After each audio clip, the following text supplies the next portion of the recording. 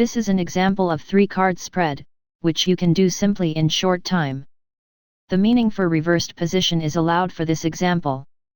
The question for this spread is, I have met a new person, but it seems that he is trying to take some distance as we talk. What should I do? 3-card spread can be interpreted in various types of 3-stage logics, or syllogism. How you can interpret the position may be decided before you lay out the cards, or you may reveal the cards first and then pick the most appropriate method of interpretation.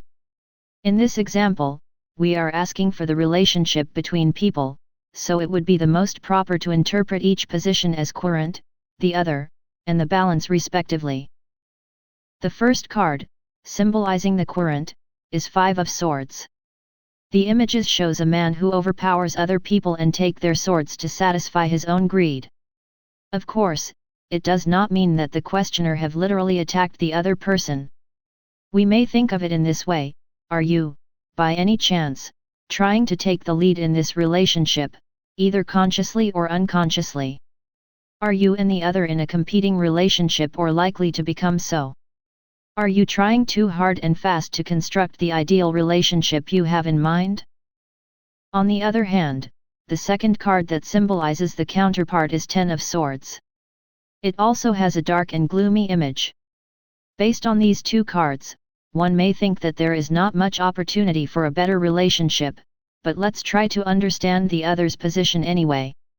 In short, the card is one of the possible conclusions that we may get from our past actions. Perhaps, the person may have some sore point from the old days. The person may have failed in the old relationship similarly that he may be acting more cautiously.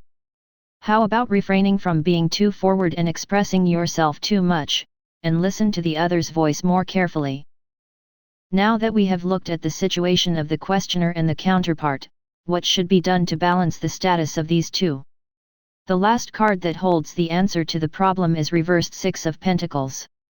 This card depicts a person who is sharing what he has. What would be its reversed meaning then? One may say that it means sharing nothing, or even trying to obtain instead of giving. One may interpret this as a weakening force and say that you should try to give less and less, or you may look at the image itself upside down, and say that the Pentacles is coming into the hands of the main character.